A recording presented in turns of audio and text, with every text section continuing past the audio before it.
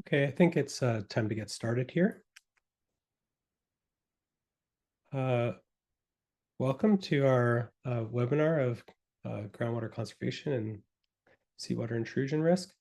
My name is William Scholba. I'm Senior Freshwater Specialist at the Islands Trust. I'm a registered professional geoscientist with BC Public Service. And thank you for attending today to this webinar to learn about groundwater conservation and saltwater intrusion and risk in the Salish Sea. Welcome all of you to joining the webinar today, and like to acknowledge that I'm coming to you from Salt Spring Island near Wacom Village, which is in the Cowichan traditional territory, and Islands Trust is a significant area that is in the Salish Sea, which is home to many Coast Salish people. Before we get started today, I would like to share a few housekeeping items. Only the presenters will be able to speak today.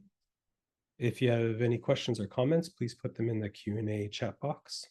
We'll be monitoring the Q&A box as the presentation goes on, and we'll be passing those questions when the Q&A session happens. The webinar will be recorded and will be available on the Islands Trust Stewardship Education webpage as soon as possible. And we're hoping to finish today at 2:30. So let's get started. So before I introduce our presenters today, I would like to mention that the Islands Trust is undertaking considerable work in the groundwater and freshwater sustainability space. And you can find more information on the website by going to the Islands Trust website, islandstrust.bc.ca, and navigating to the programs page and freshwater sustainability page. There you'll find existing projects. You can find the Islands Trust Freshwater Sustainability Strategy document, which outlines a 10-year plan of the work that Islands Trust is undertaking. And very shortly, we'll have a substantial amount of information on our current major project, the Islands Trust Freshwater Footprint Project. So I would like to present or introduce our presenters today. So our presenters today is Nicole Fulcher from the West Coast Region Groundwater Protection Officer, or sorry, West Coast Region Groundwater Protection Officer for the Ministry of Water, Lands, and Resource Management. She works with well owners and contractors, the public, and municipal governments to educate, inform, and support requirements in groundwater protection regulation and Water Sustainability Act. This includes well construction and maintenance, well drillers and pump installers, well closures, well records, artesian flowing wells, and seawater intrusion and well records. Also joining us today are Jessica Doyle and Colin McKenzie, supporting Nicole during the presentation and the Q&A section of this webinar. Jessica Doyle is a professional hydrogeologist and water protection section head in the West Coast region with the Ministry of Water, Land, and Resource Stewardship. Jessica is passionate about understanding the connections between groundwater, surface water, seawater, communities, and ecosystems in order to sustainably manage and protect freshwater in the region. Colin is a regional hydrogeologist in the West Coast region, the Ministry of Water, Land, and Resource Stewardship. Colin started his career in 2018 working as an environmental consultant with a focus on contaminated sites and groundwater management, and joined the province in 2024 as a result of his desire to support sustainable groundwater use in the region. So thank you for making your time today and joining us. With that, I will turn it over to Nicole for the presentation. I will be running the PowerPoint presentation for Nicole, so you might hear her ask me to advance slides and things like that. So I'll share my screen and we'll get started.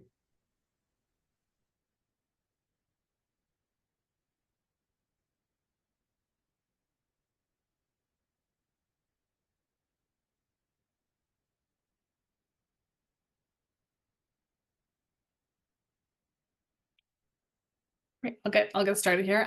So William already did all the introductions, so thank you so much for having us. We're happy to be here and happy to answer questions and talk about these very important issues. I think I'll be doing most of the presentation, but if Colin or Jess want to interject with maybe some more technical information, then that's great as well. But yeah, let's get into it. So I think next slide, please, William. So a bit of the outline, we already did the introduction, so that's out of the way. I'm going to talk about two kind of main components. So the seawater intrusion side of things, which I'll talk about what is seawater intrusion, why does it matter, why should we care, what we know about seawater intrusion and what can be done. So kind of prevention management side of things. And then the other major topic will be groundwater conservation, which will also include like drought planning and preparation. So why, what kind of practices can we do? And I'll talk about storage, rainwater harvesting, and monitoring and sampling, and some of the resources that the province has. Next slide, please. So first we'll get into seawater intrusion. Okay. So what is seawater intrusion? So kind of in a little nutshell, it occurs when saline water is drawn into a freshwater aquifer. This can affect one well or multiple wells in an area, depending on a lot of different factors. It can be from natural processes or caused by human activities. So some of the natural processes could be like sea level rise or storm surges, which of course you see on the islands. And then human activities are things like pumping, overuse, and even like a leak can cause issues. I'll talk more about kind of the technical aspect, but you have like a freshwater floats like a lens above the seawater, and then there's a transition zone kind of in the middle between the freshwater and seawater, which you can kind of see in this image here, which shows like a well pumping in the freshwater zone. And then the other one is a well that is causing like that kind of upconing where you have seawater getting drawn into, and then the well is pumping salty water. Next slide, please. So some more images and kind of talking more about what is seawater intrusion. The image on the left, you see this is like a non-pumping condition where there's that equilibrium between the fresh and saline groundwater. So you have that transition zone, which you still have the fresh water drawing into the well and the saline groundwater staying out of the well. And then on the right, so this image more shows where there's, pumping or maybe another disturbance like sea level rise or reduced recharge issues, where you have that kind of coning again or inland movement of saline water going into your freshwater interface. Next slide, please. And then I've talked a bit about this transition zone. These images show it a little more clearly where you have the transition zone where water is getting a little more, you might have a little bit more salinity, but then you still have the fresh water on top.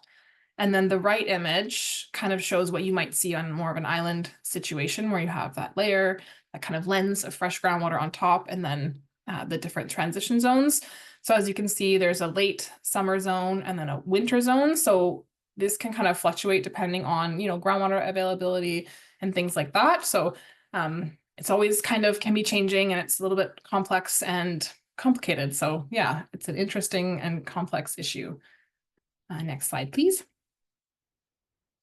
So activities that can contribute to intrusion, already talked about some a bit. Of course, you have pumping, then you have dewatering excavations, which is essentially kind of a pumping situation as well. Decreased groundwater recharge, which I'll talk a bit more about, how the islands are susceptible to that. And of course, all of these are exacerbated by climate change and sea level rise, which you can see in that middle image there. And then the left is a typical well operation, and then overdrawing, so maybe like over pumping and just causing that kind of interface between freshwater and saltwater to be damaged, I guess, essentially. Next slide, please. So coastal island vulnerability. So on coastal islands, we see kind of a higher vulnerability to seawater intrusion for lots of different reasons. So you have higher density in certain areas. Some cases there's like really small land parcels and everybody has their own well. So of course it's kind of more stress and pressure on the aquifer.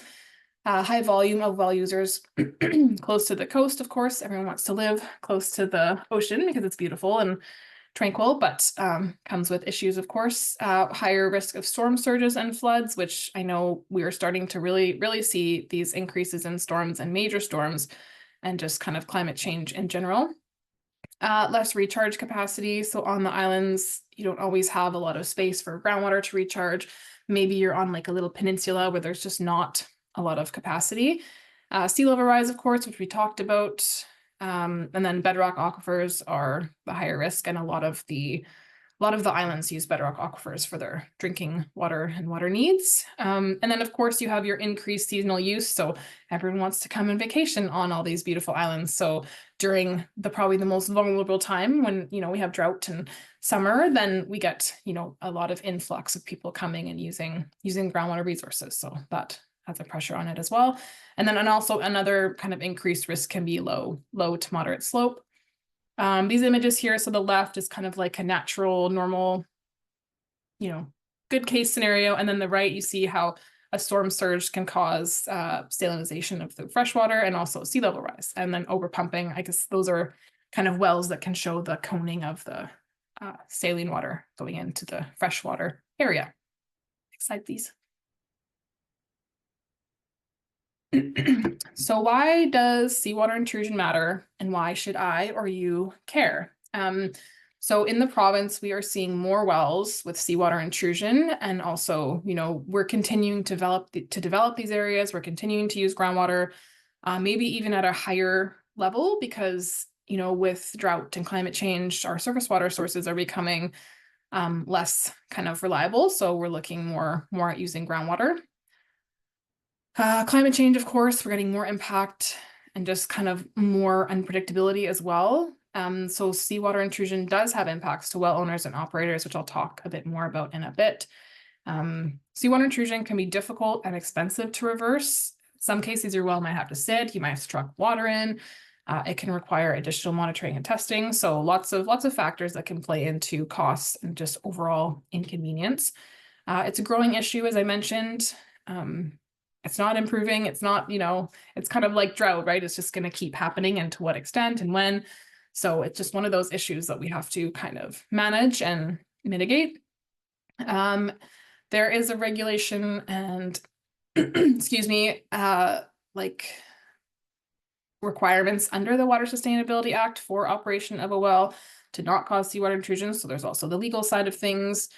And of course, it can affect single wells or wells in kind of a larger area. So even if maybe you're managing your well, then it could be from the whole area as an issue. So yeah, there's lots of factors that can affect even just even a residential well owner operator. Next slide, please. So this slide talks about how can it affect like individual well owners and operators. One of the issues can be health risks to those who are kind of more in the at-risk population. So maybe if you have hypertension, or for the elderly or really young children, consuming water with high, sodium and chlorides can have health risks. Another big one is your impacts to your property value. So I know most developments, like you have to prove fresh water and all these things. So if you have a property and own, and you're using a well and you have impacts to your freshwater source, then that can impact your property value, maybe your resale, things like that. So can affect you financially. Possible damage due to plumbing. The saline water can be more corrosive and cause issues with your plumbing. So you might think it's not an issue to not just drink, but it can impact, your housing and plumbing. Possible damage to garden and landscaping. So of course, if you are trying to water your plants and garden with salty water, it can kill them. They might not grow, things like that. So it can impact, your food security if you use that for like a food supplement when you can. And of course, again, the cost of trucking and storing fresh water if needed. And yeah, it can really affect the aquifer on a whole. We always try to talk about it's kind of more of a communal source. Like you have your well, but then things that other users in the area can impact you and vice versa. So really thinking about that sustainable use of the aquifer for long-term use as long as possible for you and your neighbors. And yeah, as I mentioned, impacts to your water source can be really complicated, expensive, and timely to reverse. So really, really honing in on that, prevention and management early is really, really, really important. Next slide, please, William.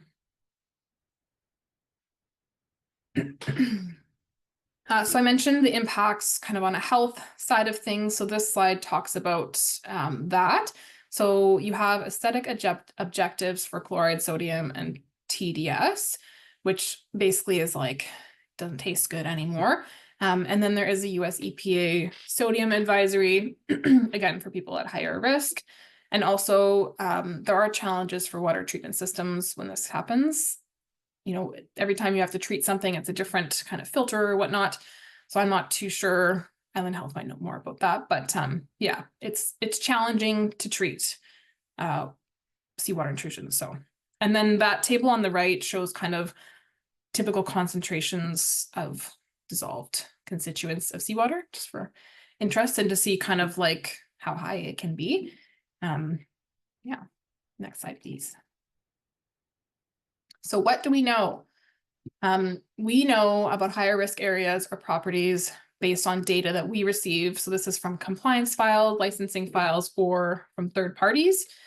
We can estimate risk based on things like topography, the site conditions, where the site's located, and available well information. That's an estimate. We know that the Gulf Islands typically exhibit a higher risk for seawater intrusion. The province has issued a seawater intrusion advisory for well drilling and operation on the southern Gulf Islands. That's the only one we have currently, but I think there are, you know, developments for more in the future. We have known properties and cases of seawater intrusion, and these are increasing. And yeah, it's a growing issue for coastal aquifers and aquifer management in general, kind of in line with drought, but just different kind of aspects. And as mentioned, prevention and mitigation early is critical. And it's a complex issue that involves many groups and agencies, hence why we're talking about it here. And you know, it affects a lot of people in a lot of different groups. Next slide, please.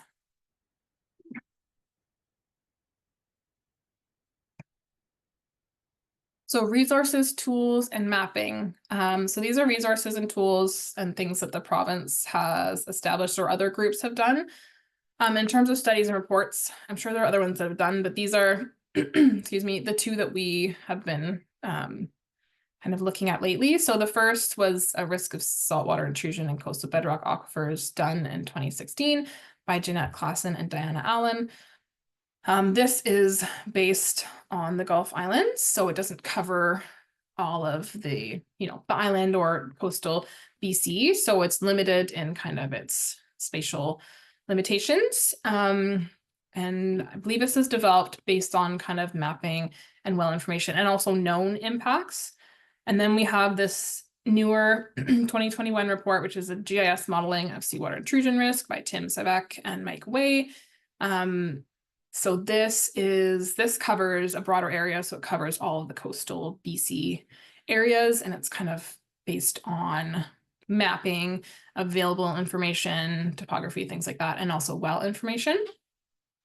This report is what the province has used for the seawater intrusion advisory. So if you look at the seawater intrusion advisory for the Southern Gulf Islands, it's the same mapping information, and same with the IMAP. So if you use IMAP, if you're familiar, there are layers under aquifer vulnerability to seawater intrusion, and those layers reflect the information that was mapped in this report. What else do we have? So we have a document that's called the Best Practices for Prevention of Saltwater Intrusion. This is a good document for reference, really for anyone. It's helpful for drillers or pump installers or well owners. I do go into a little more detail in a couple slides, so I'm not going to talk about too much. And then, yeah, of course, we have the advisory, which I've already talked about, and then the IMAP, which is a helpful. Maybe you're like, I don't know what my risk is, so you can look, you can look on these different resources to see. Or if you want to read some long reports, you can read the other two reports. Next slide, please. This slide, I just wanted to show kind of a snippet of the IMAP BC. This is with the vulnerability layers checked on. So you can see kind of the different, I didn't put the legend in, but the color grading shows kind of like the risk levels. So just to show what it looks like. And then the next slide. So I wanted to talk about some of the data gaps and issues, because of course there's always data gaps and there's always issues. So with seawater intrusion, it's difficult to know and have data for seawater intrusion unless it's provided to us. So a lot of times with the province, we work kind of on like a compliance thing. So unless we get complaints, we get information, you know, we don't always have that data. So we can assume risk based on what the information that we have and conditions. We don't exactly really know what's going on without data, of course. Residential impacts are more widely unknown because a lot of the data that we receive and the information that we receive is from licensing, which is not residential, and also from island health, which again is not residential. It's more like commercial operations where they have potable water. So they have to do testing for that. So we really don't have as good of a picture of what's going on in terms of residential impacts. So it's definitely one of our data gaps. Many well owners do not want to report this issue, which is kind of understandable. But yeah, so that's why we're really trying to talk more about it and raise more awareness. And then of course, area-based issues exist, which are a complexity all on their own. And then again, it's complex, which I keep talking about, but just so you get a real good idea that it's difficult to manage. Next slide, we'll talk about some more data gaps and issues. So seawater intrusion is likely occurring in unknown areas, but is not being managed or identified. We know this is happening because, you know, it just is kind of the reality of the situation. A lot of well owners or operators don't monitor their groundwater levels or water quality. Some of them do, but maybe not frequently enough. And then of course we have knowledge gaps out there that people don't know that this is occurring. They don't really know what it is. They don't know how to manage it or prevent it. So yeah, so addressing that and, you know, seeing the opportunity for education and outreach is really, really important. And next slide, please. What can we do? So how can you as a well owner or operator, government, municipalities prevent and manage seawater intrusion? Next slide, please. So this is the best practices document that I mentioned earlier. So this was developed by the province. It is our most current descriptive resource, I would say, for drillers, pump installers, operators. It has lots of really good information for anyone, I think. So it talks about things like what is seawater intrusion, what does it cause, talks about high risk, what makes a high risk area. It talks about the indicator parameters, which I'll talk a bit more in a couple of slides, which we use as our operational thresholds. Talks about best practices for drilling. So maybe if you are looking to drill a well or another well, good to be familiar with this and make sure your drillers are familiar with this because there are things that should be done if you're drilling in like a higher risk coastal area. It has best practices for pump setup and well operation, which in some cases can be used to help manage or prevent intrusion. So things you can talk to your pump installer about. And then it also talks about monitoring options. So it's a really good resource. Next slide. So regulatory requirements, I kind of alluded to this earlier. So under the Water Sustainability Act, there are regulatory requirements for kind of well operation that's not causing seawater intrusion. This is like a direct statement from the Water Sustainability Act, which you can always go in and check out if you feel the need. And then the next slide. So we have, you know, the regulatory requirements under Section 58 under the WSA. But how do we quantify that? You know, it says what can cause intrusion, etc. But, you know, it's hard without being able to quantify that. So the province developed what we've been calling kind of seawater intrusion quality indicators or operational thresholds. So in some cases, especially when we have compliance files and things like that, we use these thresholds kind of as like a management. So essentially water should, you know, produce this quality or better if you want to pump your well. So like it says here, well should only be pumped if water produced meets these operational thresholds. So chloride of 150. So if you remember from before talking about the aesthetic objectives, where you might start tasting it, salty was 250 milligrams per liter. So when you might start tasting that it's salty, it might already be kind of at this threshold, which is 100 milligrams per liter less. And then you have your connectivity, which is 1,000 microsiemens per centimeter, and then total dissolved solids. So these can be helpful, like if you want to do like field monitoring or something like that, then you can use these levels to be like, oh, how's my water doing? Oh, it's getting really high. Okay, maybe, or it's kind of creeping up to that 150. maybe I should start to kind of figure things out. So it helps kind of quantify things and see, is my well having an intrusion? Next slide, please. So more of what can we do? What does the province do? So we are currently working on kind of doing a consolidation of information project, obviously to have more effective management, more effective licensing, things like that. We're working on doing education and outreach, and this includes information to well owners and operators, drillers, pump installers, kind of anyone. We've developed the advisory for the South Gulf Islands for seawater intrusion, and hopefully we'll be doing more in the future for other coastal areas at risk. And then of course, looking at licensing files, because there are licensing files that we get that are close to the coast or maybe higher risk. So looking at those files to make informed decisions, especially areas where we know that there's higher risk and we know that there might be intrusion. Working with Island Health and other governments and agencies, and then compliance and enforcement when needed. Next slide, please. What can well owners do? So if you're a well owner or operator, what can you do to kind of manage, prevent, mitigate seawater intrusion? So the first big one, of course, is conserving water. This ties into your drought and your water conservation. And we say to do this all year round, because yeah, it just helps all year round. Even though there's lots of water now, we don't have as much water for drought. So just being conservative all year round is helpful. You can hire a registered well driller or well pump installer to maintain your well and your system. So of course, when your system is operating the best, then you have less of a risk for any issues like leaks or pump issues, things like that. You can also hire a registered well driller, pump installer, or like professional like a hydrogeologist to look at your system and to see if there are things that can be done to prevent, manage, or mitigate intrusion. You can submit groundwater samples for lab analysis of water quality. So you can make sure you include like those 3 parameters we looked at before. So the chloride, conductivity, and TDS. And then you can see what's going on, because, you might be able to guess, but you can't really guess without data. So it's really helpful to have data to see what's going on. Monitoring water levels, of course, drought. When you're in a higher thing of drought, then you probably will have a higher risk of intrusion. And then also mention monitoring. Oh, well, monitoring for seawater intrusion, different from sampling. So some people, it seems to be more common now, which is great. You can get like a handheld meter that measures like conductivity or something like that.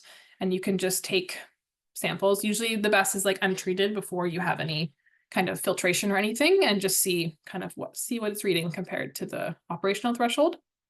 Following your local drought restrictions, and then all these things I'm going to talk about in the next section, but considering implementation of other water sources. So maybe like you want to start doing water storage or rainwater harvesting and things like that, just to, lessen the load that your well is doing and kind of give it a break, especially during drought. Following the best practices. So yeah, take a look at that document. If you have questions, we can always answer. And then I always like to say this for any kind of natural resource violation, which would include like causing saltwater intrusion, seawater intrusion in some cases, they can be reported as a violation under the Water Sustainability Act.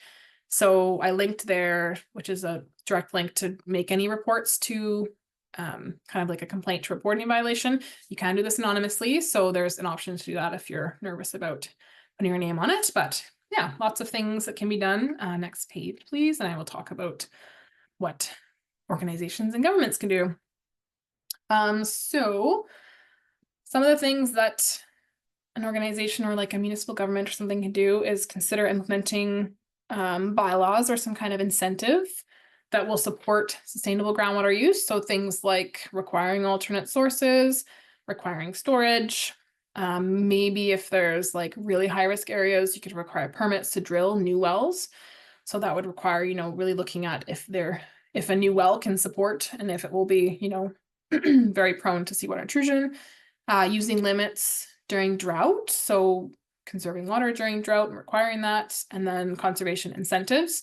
Incentives are always great. People like incentives more than, getting kind of penalties. So, and then of course, considering seawater intrusion risk, water distribution and availability during any development and planning. So, you know, our areas are already at risk. So any developments and any further water use can cause a lot of stress on the aquifer and, you know, introduce higher risk to seawater intrusion. Ensuring that any non-domestic development groundwater use apply for license. Sometimes this is missed, but any non-domestic water use has to apply for a license, essentially. So yeah, really great to make sure that everyone knows that and that they apply and that the proper, you know, assessments are followed. And then identify any known or suspected seawater intrusion. As mentioned, you know, sometimes we don't know that it's occurring unless we're informed about it.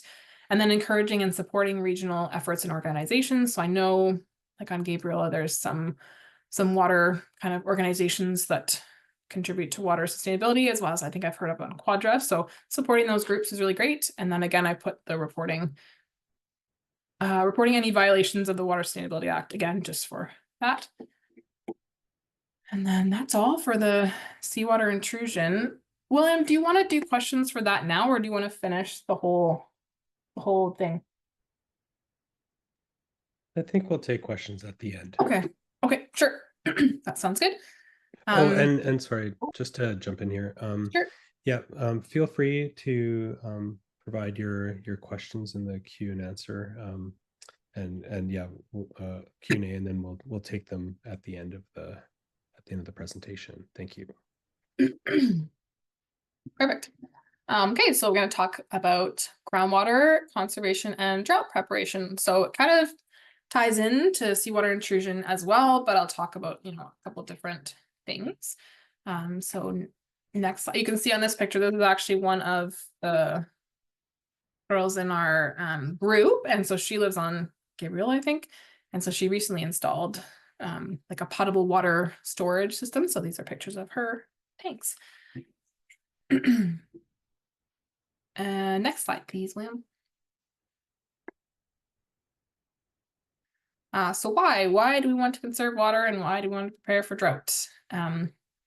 Seems somewhat obvious, but good to think about. So obviously we need water to live and to do our daily tasks, and it's not infinite. I think we're coming to realize this more, especially with groundwater, but I think, you know, some people still think that groundwater is just like this infinite source, but it's, you know, it's not. So also, you know, conserving this can help support groundwater levels year round and in drought. So as mentioned, it's really important to conserve all year, not just, you know, when you're like, oh my gosh, it's summer and we're running out of water, so now we really need to conserve. But yeah, doing it all year round will support, you know, better aquifer sustainability. Of course, you want water security and water sustainability for as long as possible. Beneficial for property value, of course, you want to have freshwater water resources on your property. You don't want your well going dry every year and then trying to sell it and having issues or something like that. And then, of course, saving money on trucked water. So I think I'm fairly confident in saying that we are getting more reports every year of wells going dry. And so, of course, when your well goes dry, you don't have water, so you have to have another source. So you got to pay money to get it trucked, you got to pay money to get it stored. So if you can manage your well where you don't have to worry about that as much, then that is ideal.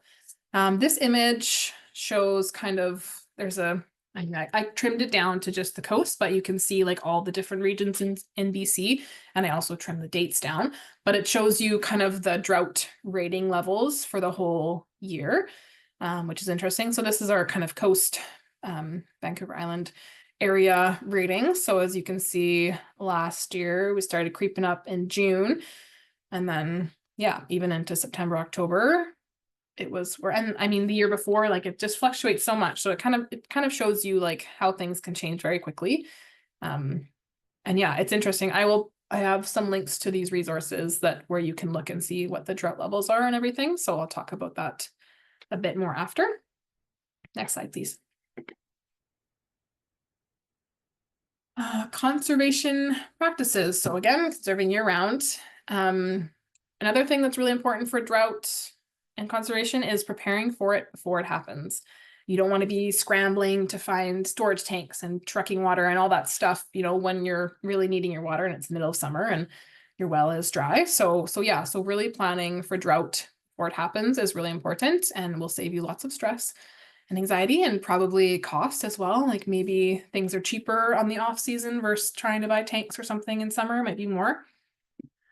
You can hire a registered well pump installer or a registered well driller to look at your pump timing and our pump depth. A lot of times they will put the pump at the bottom of the well. So of course, you know, if you're basically sucking your well dry, then there's no water left, versus if you had the pump higher, maybe, you know, it would kind of shut off earlier and you'd have like a reserve. So there are things that can be done to help with that. Installing and using low flow appliances, which is pretty obvious, but it's a great way to kind of limit how much water you're using. It's amazing how much water is used by like a typical toilet or whatever washing machine. Maintaining and checking your well system for proper operation and make sure there are no leaks. Leaks can be really difficult, and just like literally flushing your water into the wherever. And I also have compliance files where leaks can cause seawater intrusion because your pump is just constantly cycling. So it's just always drawing water in. So yeah, so managing your system, make sure there's no leaks is really important. Following your local restrictions. Maybe you have your own well and you're not, you know, part of the water restrictions because you're not linked to their system. Good idea to follow it anyways, because you're probably also experiencing similar issues and you don't want to run out of water. If you have nearby observation wells, we have an observation well network that most wells, I'm not sure the ratio, you can find like online real-time data. So if you have a well that is close to you and in the same aquifer, then you can see what the water levels are at, but they're non-pumping. So not always comparable, but it gives you an idea kind of how things are doing. And then monitoring your well. So if you have, you know, budget and whatnot to do this, this is a really great way to see what's going on, because you can actually see where your water levels are at. So great way to do it. And then checking for rebates in your area. I know the RDN has rebates. I don't know about other areas, but I do know they change all the time. Like sometimes they have rain barrel rebates and stuff like that. So check into that. Slide, please. Conservation ideas. So lots of things you can do, just basic, you know, water conservation. Indoor, of course, I think a lot of these are obvious, but shorter showers. Don't run the tap if you need to, brushing your teeth, things like that. Or like if you're washing dishes, don't like run and then don't run the, you know, water and wash it, fill the sink. Fixing leaks already talked about, doing full loads of laundry and dishes, and then keeping cold water in the fridge, which I read this one, I was like, oh, that makes sense. I didn't think about that. But instead of running your water for cold water, keep some in the fridge. Outdoor, so of course, limiting your lawn watering at certain times. I've heard it's bad for your plants anyways to water when it's really hot because it can burn the roots or something, but you don't want to water your garden and have it all evaporate anyways. So watering in the early morning or evening and not every day. You know, embrace the brown grass. Rainwater collection can be really helpful. I'll talk a bit more about that as well after. Having drought tolerant landscaping, maybe easier to manage as well. You're not trimming it as much and things like that.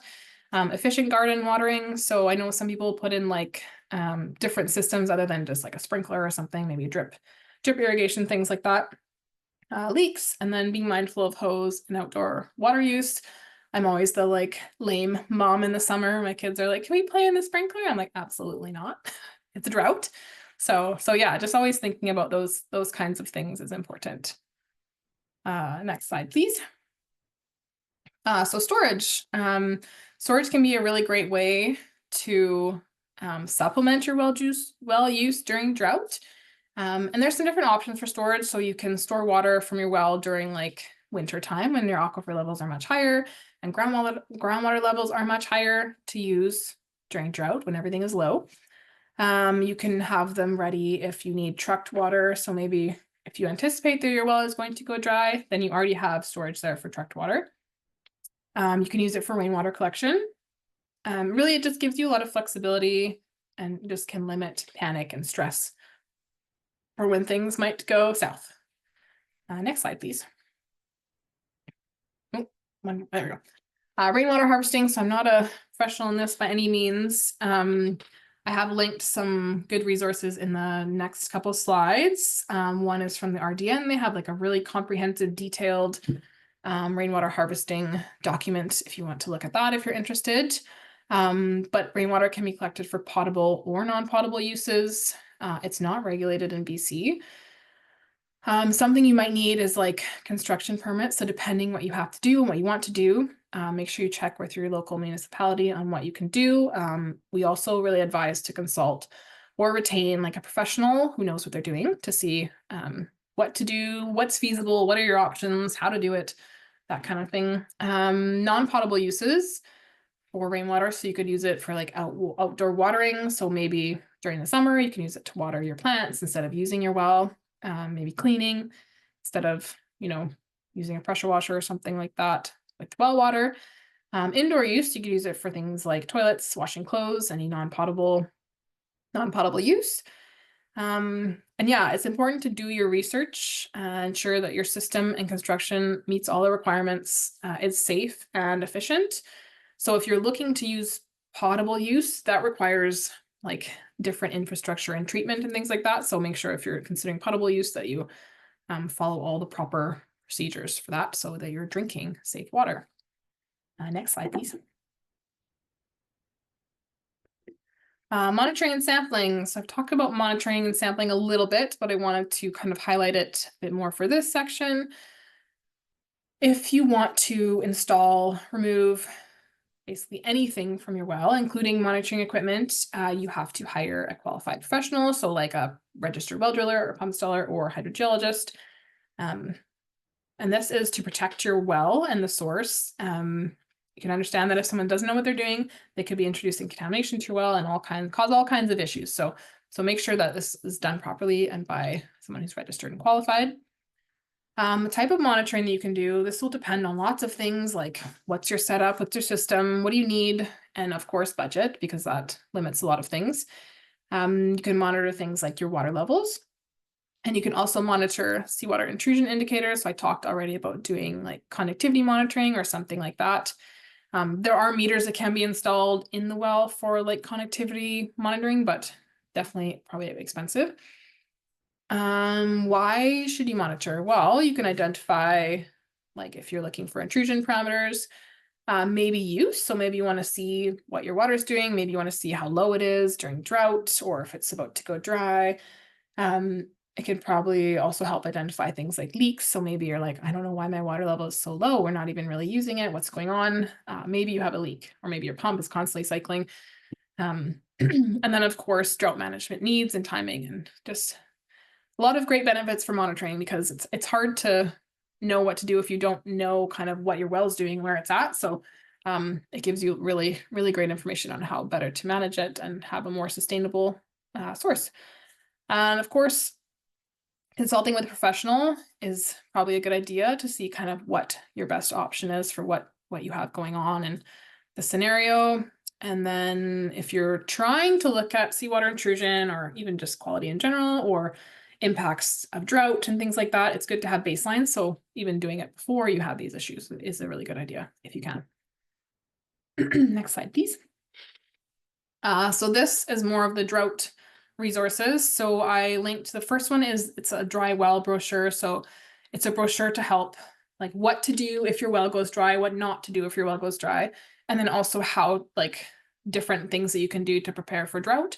The province has their like drought portals and drought websites. So there's a drought preparation and response website, and then the drought information portal. So I don't know if it runs when there's not drought, but during drought, you can go in there and you can see kind of what's your drought rating and see what the streams are doing. And I believe it also links the observation well levels and things like that. So it's a really helpful resource if you're trying to figure out what's going on and, how your area is doing. And then I also linked that RDN rainwater harvesting best practices guidebook, which is a really great, it's the best one I could, like the most kind of informative resource I could find kind of in this area. And even like the Capital Regional District in Victoria, they reference that as well. So I think it's a good resource if you're thinking about rainwater harvesting. And then the next slide, I think, is the end.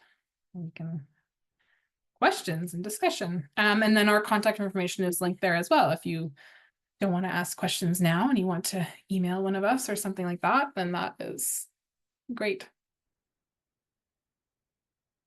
Yeah, thank you so much, Nicole, for that excellent presentation. There was a lot of information you provided, but it was quite clear. And I just wanted to remind everybody that this presentation has been recorded and will be available on the Islands Trust Stewardship Education website. We have had many questions come in, but as Nicole said, there's contact information up on the slide here, and I encourage you to jot it down right now, because I will be stopping our share so you can see our faces as we answer questions. So I'll give one more minute to that.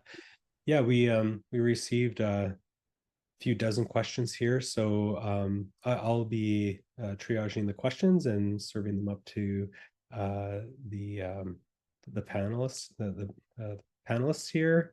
Yeah, we're quite lucky to have several hydrogeologists on the panelists, including myself. So I might handle some of the questions that are related to some more technical aspects within the Islands Trust area, or perhaps some of the local policy and regulatory environment, which I've been exposed to for my over my 8 years here at the Islands Trust. So let me stop sharing the screen. Okay, that worked. Great. Yeah, it worked. Okay, good. Okay, and feel free to continue to roll in questions. We'll take them as they come in. I'm hoping that I'll be able to do this in somewhat in the order that we did the presentation on. So the first few questions here will be about seawater intrusion risk. There's been several questions about what like individual well owners can do. So I'll couple those together first, and then we'll go from there. So but first off, there was a question that you provided the best practices, resources, and someone's asking if they're available anywhere besides online. So I guess that means hard copy versions of those best management practices. Yes, we do have hard copies. I have many, so they can be probably mailed out or picked up at the office or whatever. Maybe I can send you guys a bunch. That may be helpful as well. I don't know. Yeah, I also know if you're on the islands that there are several at the Salt Spring Island office. Oh, I guess it's maybe not open. We just moved. And at Gabriola. And then are there like would they be available at like Service BC places or? I know we have them in the Nanaimo office, but I don't think we have distributed them anywhere else. But I don't Okay. know if there's like limitations on where we can. We probably could, maybe. I don't know. Jess might know more about. I was gonna say if there's suggestions about where they could live, we could probably try to get them there. I think that's kind of one of the challenges is just figuring out a logical place for them to sit. Yeah. Yeah, and I think mailing out has its logistics, right, Yes. because it's expensive to do so. But Totally. okay, let's move on. It's like the first question we got in. It's a good one. So what does the seawater intrusion advisory mean for a property owner? You said that there was one for Southern Gulf Islands. So what is that directly for a property owner?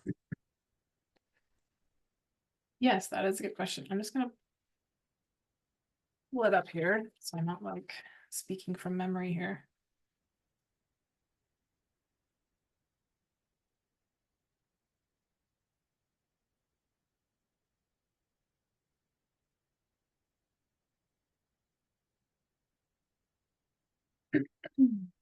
My understanding is it's more relevant if you're maybe looking to drill a well.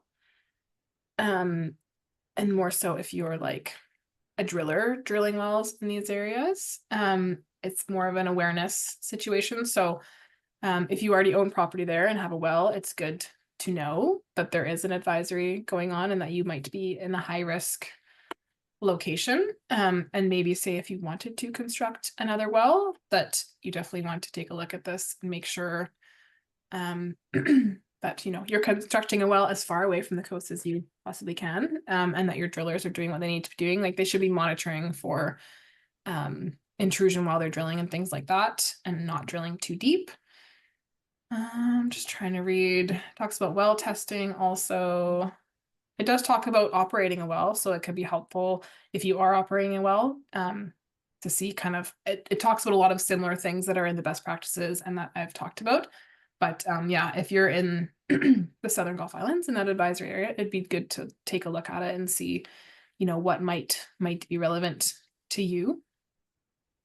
Yeah, great. On that same note, in an area with an aquifer note or a drilling advisory or something like that, can a homeowner, or I guess like a well owner, formally object to a planned neighboring well where there's a saltwater intrusion risk? So I guess what the question is asking is if it's a known area of saltwater intrusion, and if there's railroad coming on site, or subdivision that is planned for that area, can the homeowner, is there a process where they can ask the province, or I guess object to the development?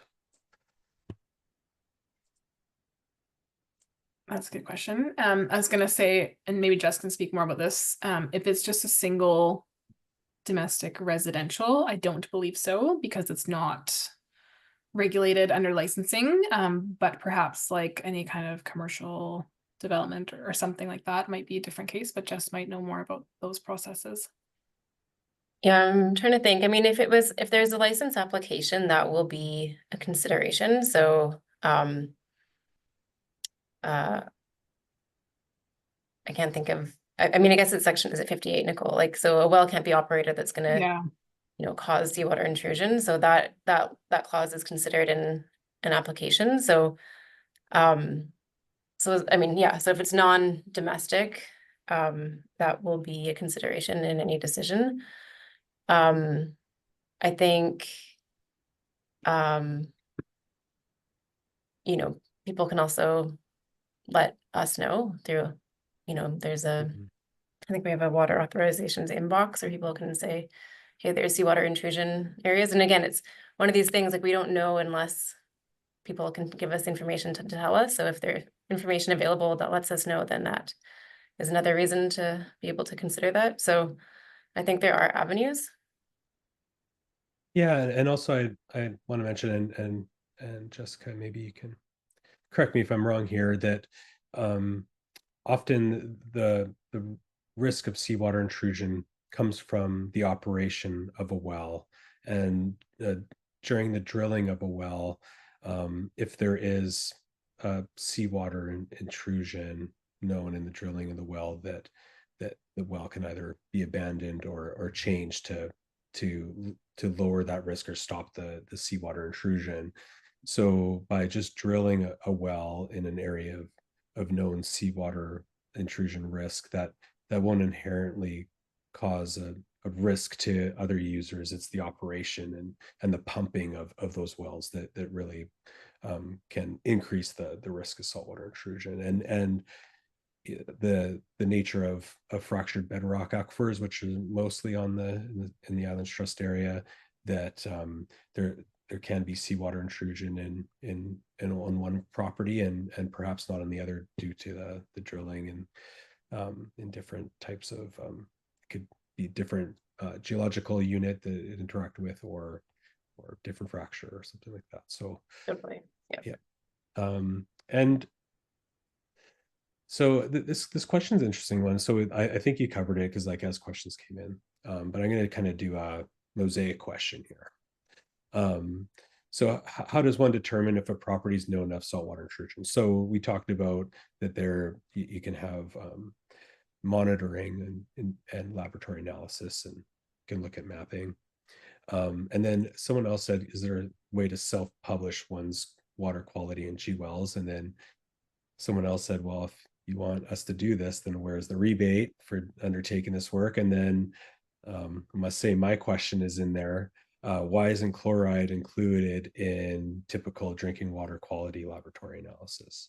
So I think all those put together, I think the question would be, how can well owners undertake this analysis without it being a financial burden, and how can that information go back to the province?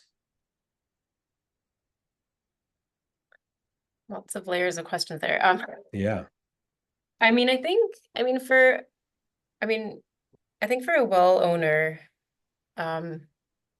understanding risks of your own well and the drinking water quality, and kind of the impacts that Nicole spoke to about your plumbing and even your health and stuff. So I think well owners and operators,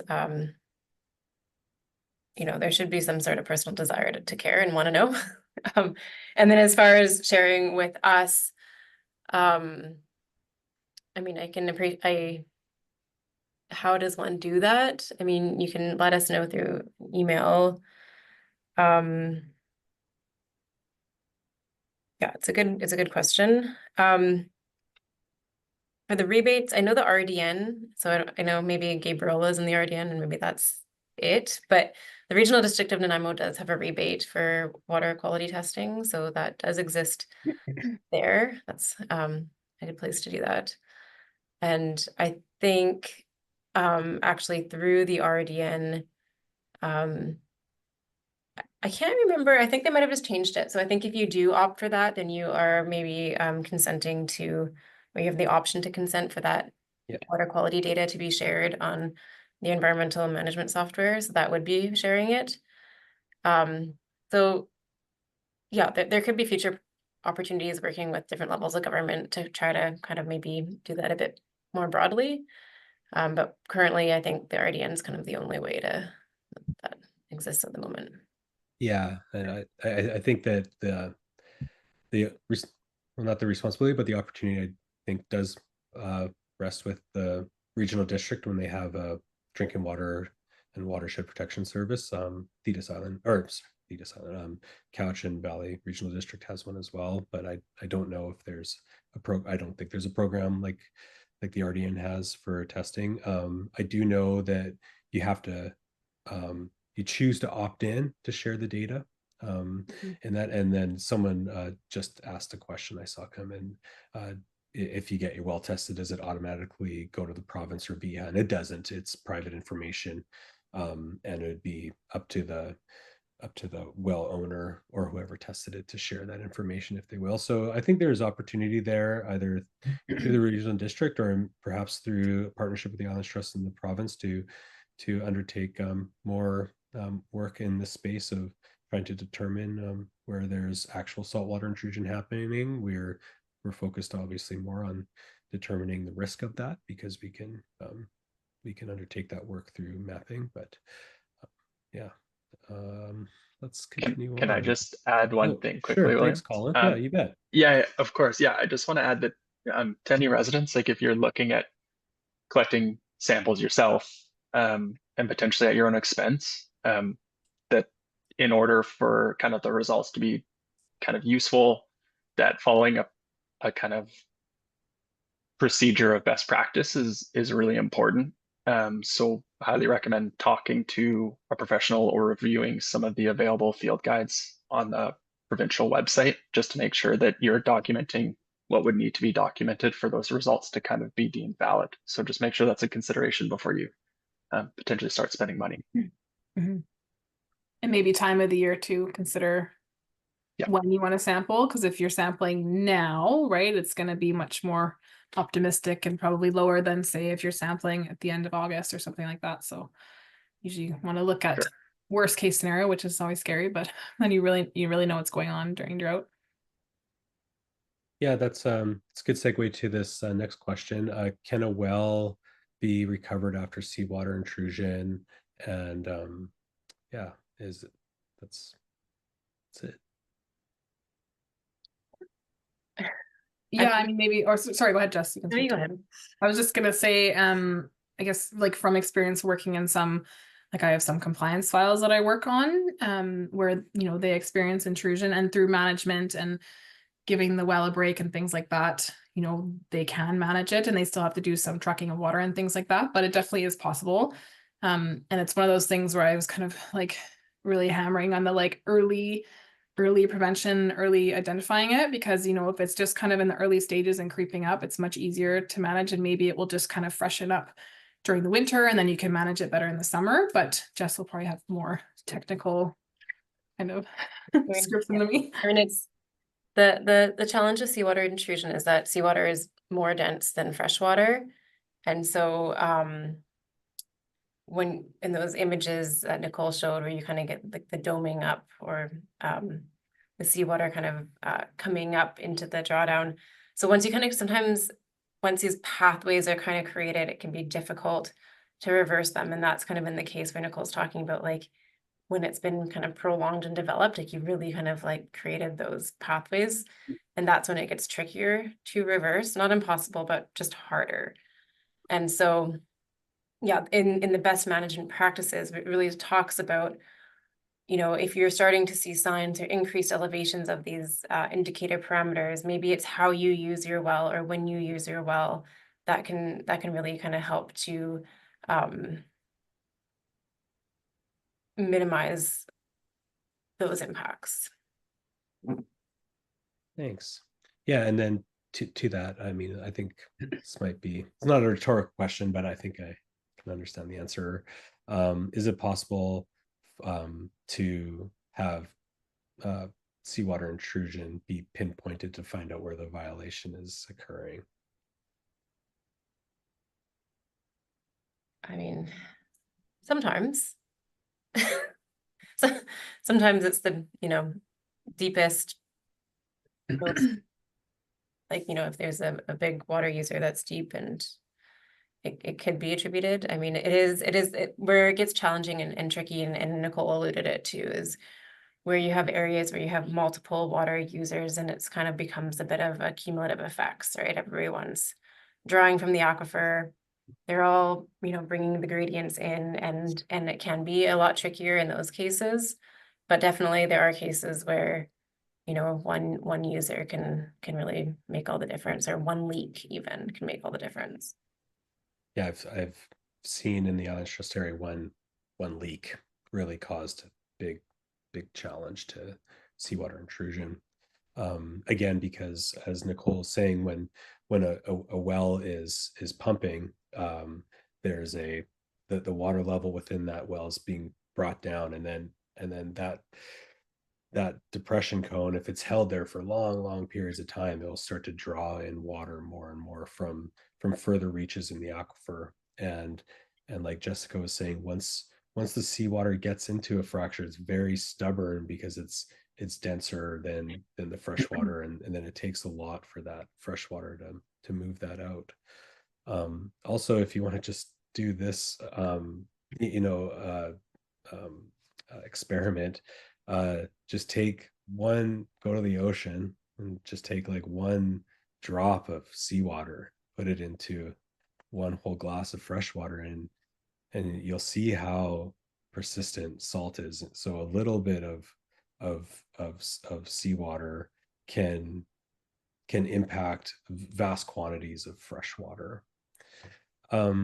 There's a question here that I'll just handle. I guess this is they say we, so I imagine it's a group or water champion, that they have a handheld device that measures conductivity and TDS but not chloride, which is most case that I don't really know of a handheld chloride meter. It's more of a more elaborate instrument. So would we still be able to get a read on salinity without knowing chloride? And yes, so conductivity is a proxy for salinity.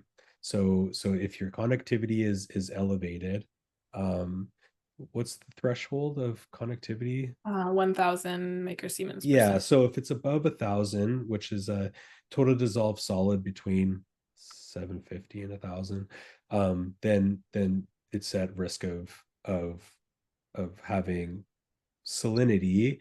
But that being said, mineralized water like old groundwater with a lot of minerals, and it can be around 1,000 total dissolved solids or conductivity of that high. So it's a good proxy, but it wouldn't tell you for sure. That's where chloride would give you that analysis to really narrow down that could also be seawater intrusion, and it can also be salty groundwater. So there's we didn't really get into that, but there is some old groundwater in the islands that can be mobilized when an area experiences increase in land use and development, and then multiple wells say are installed in the interior of the island, and it might have saline groundwater, and that saline groundwater can freshen up over time. So there is that kind of complication there too. I'm going to combine these next two questions because I think they're related.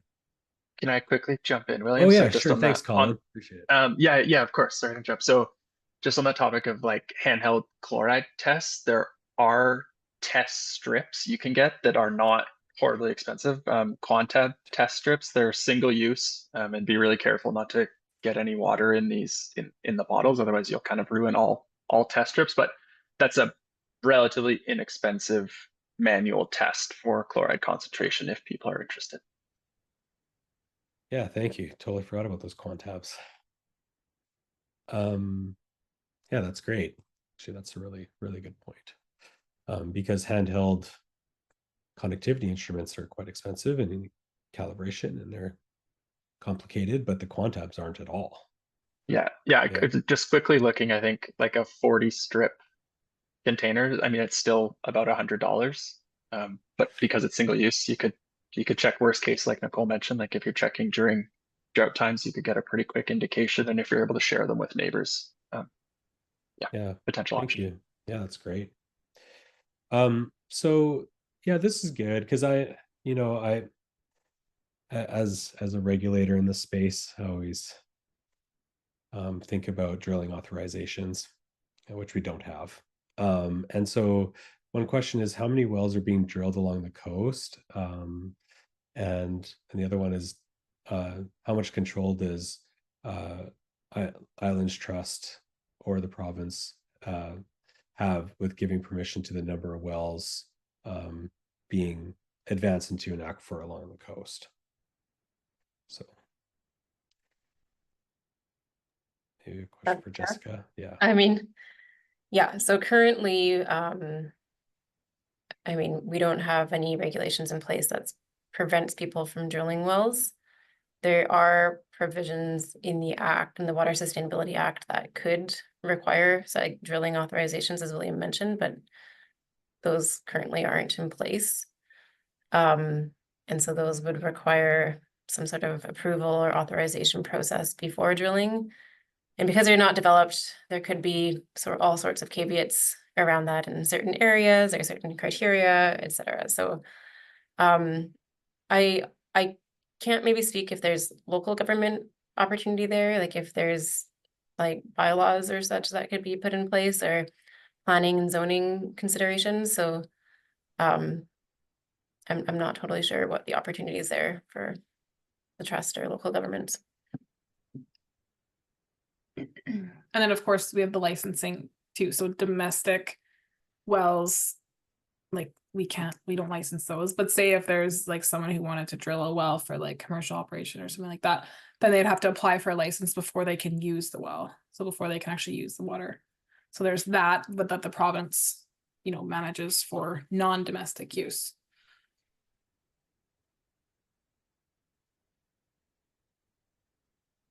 Great, thanks. So I'm gonna, so this question is an interesting one.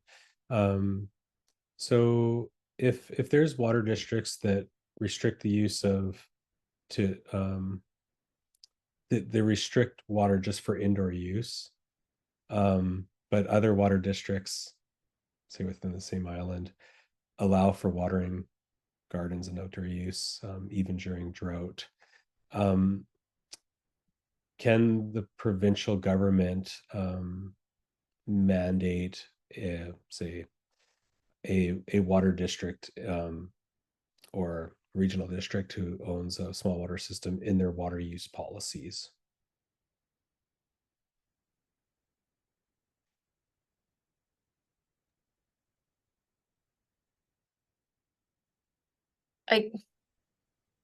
I guess like I mean maybe I'll try to decode this a bit, Yeah. because I think that like if like a regional district or a small water system or an improvement district has a groundwater license, there can be conditions of the license of how much can be used, and perhaps if they're in drought prone area, there could be conditions within the license.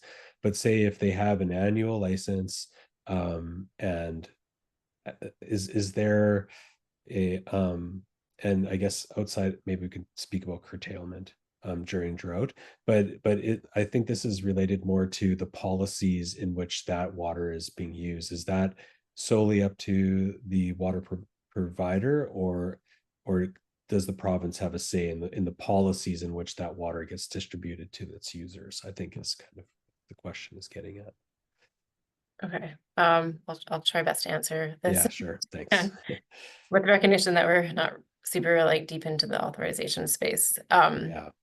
So, I mean, when a license is issued, it may have, yeah, conditions that, or there may be discussion on timing and volumes of use to meet the availability at the time of licensing, or the estimated availability. So there might be certain conditions that require storage or management.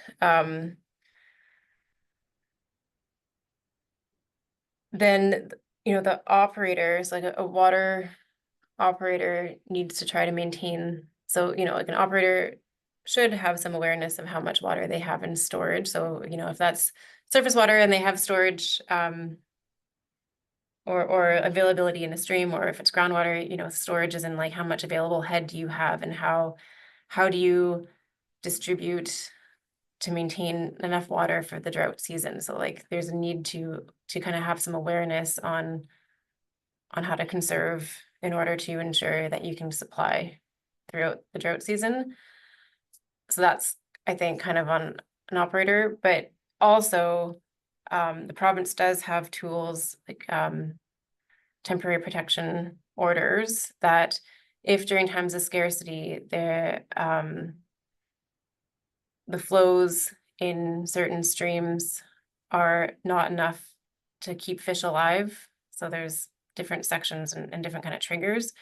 So if a well operator is within a watershed that's hydraulically connected to these streams, there could be curtailment. And leading up to that, there'd probably be voluntary reductions and those kinds of things to try to like conserve water use to avoid needing an order. But those, yeah,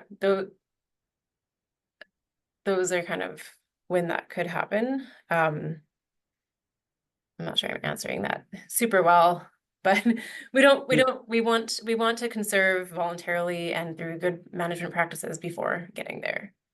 Yeah, and I'll add to that, like I'm quite familiar with the water systems on Salt Spring Island, and there are license requirements for surface water and groundwater for many of these systems, and so they have to implement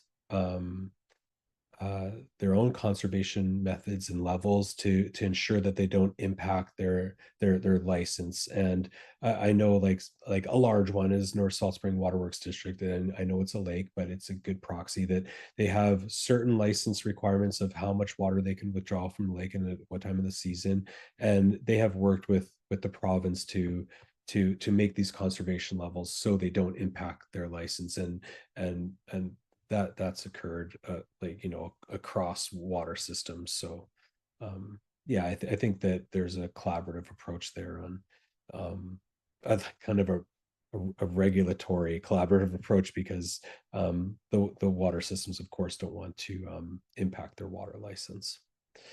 Okay, let's move on, because like we kind of want to keep this moving, and I like the should talk a little bit more about about the impacts to like residential users here as well. So there's a question here, and I really don't want to put you guys on the spot, but let's kind of pivot to rainwater a little bit. So Nicole, you're saying rainwater is an unregulated resource in the province, and I kind of want to I just want to touch on that a little bit. It's a non-vested water source, so the collection of it isn't regulated, but the use of it is. The Ministry of Health has has published requirements on how to treat rainwater. So that just some small clarification there. So the question here is, have regulations changed to allow homeowners, and they say to plan for, I'm not sure what that means, but rainwater collection to be their source of water in lieu of having requirements for well water? So that's a loaded question. So I think, let me separate this into two. Can a property be subdivided or serviced solely by rainwater in the absence of a groundwater well or a surface water source? And then I think the other question is someone who is on a well water, let's say maybe the well's experiencing saltwater intrusion, can they pivot to have rainwater as their primary drinking source? So like one is like more of like subdivision, densifying areas of the Islands Trust area solely on groundwater, or solely on rainwater, sorry. And the other one is have an individual property owner just pivoting from whatever water source they have and just solely using rainwater as their primary drinking source. Thanks. Yeah. Is that a question for us? Yeah. Well, who's responsible of proof of portable water for subdivisions? Yeah, so that's a really great question. So let's just flip that back to me. So local trust committees in areas on the Islands Trust area, if they have in their land use bylaw proof of water, then it is the local trust committee that would adjudicate proof of water in the case of subdivision before it goes to the Ministry of Transportation Infrastructure, because the Islands Trust area, with the exception of Bowen Island, is unincorporated, so we're rural residential. So the provincial approving officer for subdivision is at the Ministry of Transportation Infrastructure. So if a island or a local trust area doesn't have a proof of water with provision within their land use bylaw, then it's left to Ministry of Transportation Infrastructure to adjudicate that. Okay, and I don't have the answer as to if they allow rainwater collection to be a source. Yeah, I would say that I'm not aware of it happening. Okay. So let's so I think the second half of the question is a good one. So if someone has that, it's built out neighborhood, they're on the coast, and their well is either a low producer or has bad water quality or has saltwater intrusion, like is there a regulatory impact for them just to go to rainwater 100% for their drinking water or household need? Not that I'm aware of. I mean, I know of households that have done that, where they've installed cisterns and collection systems. I think, yeah, if it's used for drinking water, you would want to follow the island health guidelines and regulations to make sure it is potable.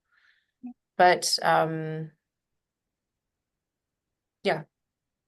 I think I agree. I've seen it as well. I've seen very elaborate systems, and I've seen very DIY systems. Yeah.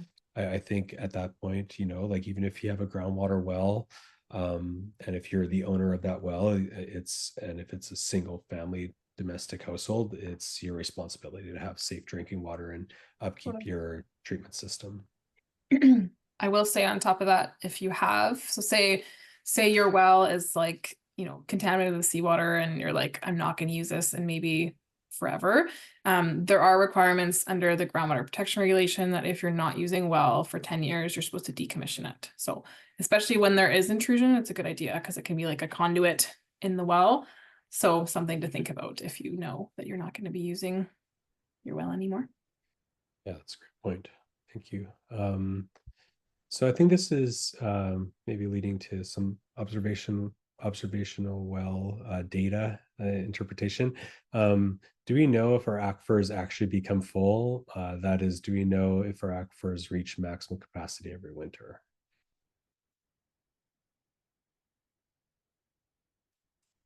Colin, do you know more on that? I I'm not mean, sure on that. we have a number of observation wells across the province and in this region. I can't speak to any individually right now to know what, but there are, after every so many years we do trend analyses, and they only do that on wells that have more than, I think, 10 years of data collection to kind of be able to kind of pick out any trends. And so those kind of looks out over time. Are we replenishing to the maximum amount, or how is that changing over time? So we do look at that, but I can't speak to any specific areas where we aren't. Yeah, and I've noticed that there's analysis from the province looking at trending wells and if the trending is increasing or decreasing over time. An additional question to observational wells data. Are there any that monitor electric connectivity to look at potential for seawater intrusion risk? There will be.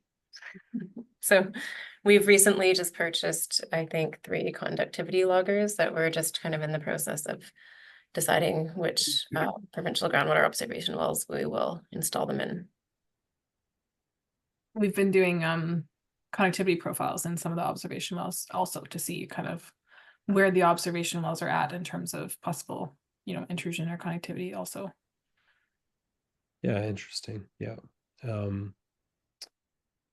Yeah, connectivity monitoring is really important. I know that it's been a requirement for a few of the rezoning applications in the Islands Trust area, especially in areas of known risk of saltwater intrusion. Also, I've heard some DIY connectivity, so people putting just basic connectivity monitors before their or even after their treatment. Because connectivity can kind of go through treatment sometimes, so back of the toilet and stuff like that. It's funny. You can get really cheap, smaller ones that because of course, as Nicole mentioned, and I appreciate that if they're a well owner is required to have a registered pump installer or a professional hydrogeologist to do any works inside their well. So not anybody could just go throw instruments down their own groundwater well. Okay, great. We have 5 minutes left, so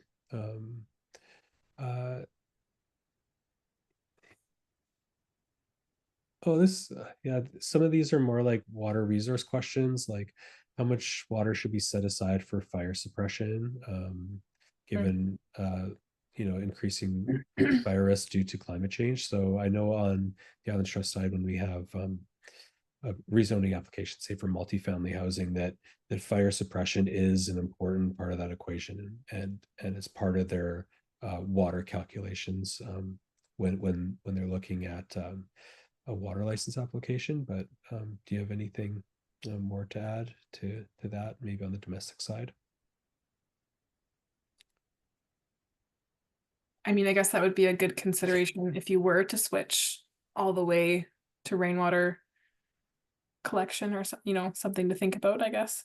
Yeah, I guess like also We were talking on about the it earlier, so you want to make on sure. the well side, I mean, as us in the Islands Trust area know, when the power goes out, our well pumps don't work. Yes. So usually during fire, we don't have access to groundwater. So Right, it'd have of to be course. above Okay. storage anyway. So Oh, that's okay. where like storage is really important. And on most of the that. places I lived on, there's been storage with like, a trash pump to perhaps Yeah. participate in some fire suppression. But Yeah, that's a great point. I'm going to note that for my other, if I yeah, have you can't get applications to the water benefit. Yeah, unless you have totally. backup power. Yeah. Yes. Fill your bathtubs during the storms. Yeah. What we do out here. Yeah.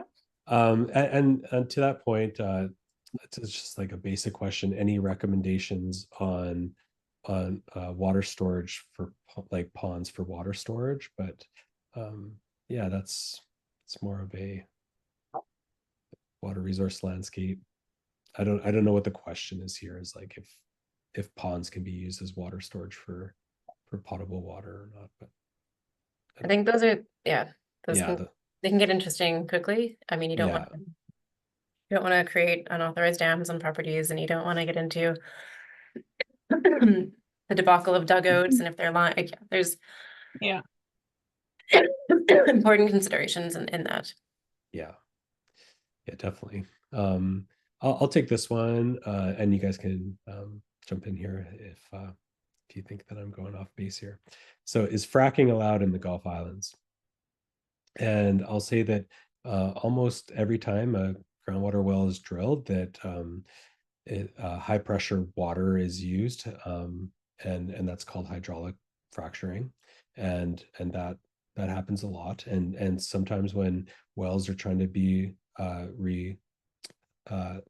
rehabilitated to either produce more water, or if there's an issue, a well can be maintenanced, and that could be scrubbing, and high pressure air can be pumped down, or water can be pumped down, which can cause small amounts of fracturing in and about the well. But fracking, as most people think of it, of deep shale gas fracturing with chemicals and sand, and that just doesn't exist it's not part of the suite of tools that groundwater wells drillers use. But hydraulic fracturing can be a thing, using pure water and to force some fractures to either open or propagate more. But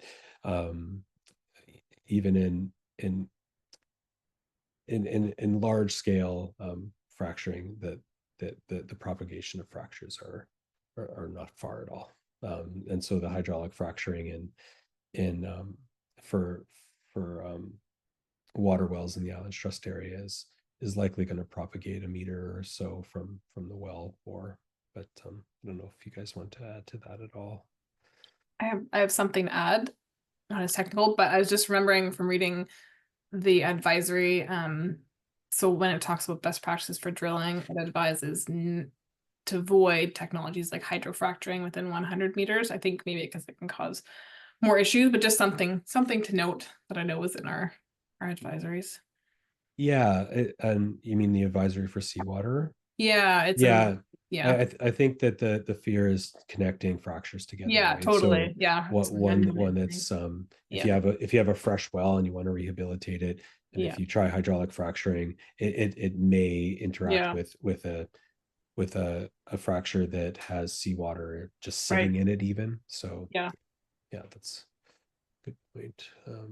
Yeah, and I just, on that note, some of the occurrences or things we'll hear is people will I don't know, maybe because of drought, water levels are getting deeper in some areas. So some people will want to drill deeper to get more water. And sometimes that's actually now going to put someone more at risk, because as you drill below sea level or closer to sea level, I mean, that's kind of just, without a picture of a diagram, but I mean, that is kind of, putting your well more at risk. And I think, hydrofracking similarly, kind of just as you talked about. So it might help bring more water, but that could result in not the water you want. Yeah, and many wells on the Islands Trust area, majority of them on the coast, are much below the sea level. But one thing, as we know, that when wells are being drilled in fractured bedrock here, they're open holes. They're not cased. So as Jessica was saying, if you just drill deeper, there can be a fracture that's lower down that has higher pressure, and that can come into the well with salt water and then contaminate shallower fractures. And we've seen issues like that the Islands Trust area for sure. Well, we're out of time. I guess there's just one last question I would like to ask, and so someone asked, how can we advocate for keeping our water safe? And I think that, well, advocate is it's a complex word, but I think that the best way to keep your water safe is to explore the all of the materials that that Nicole has presented, and being part of this webinar is also part of keeping your water safe. And and I think there's a lot of opportunity to every island has a water champion group or a conservancy group, and that is a great avenue for advocating for healthy watersheds and safe drinking water. And I know that the Islands Trust, we are working really closely with local island water champion groups, and it's been very fruitful there. The input from local knowledge has really benefited the work that Islands Trust has done, and has often created ripples across the regulatory environment as well. So yeah, I would with that, I would really like to thank Nicole and Colin and Jessica for joining us today.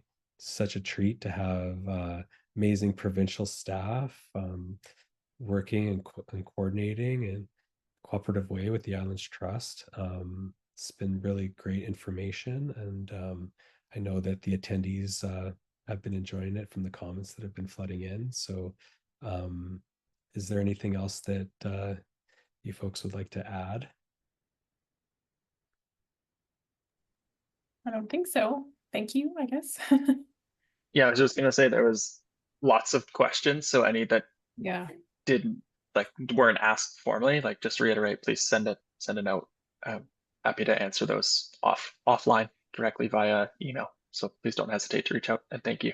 Yeah, for sure. Or if you need help with the resources too, sometimes things can be a little overwhelming, or the mapping or anything like that, feel free to reach out.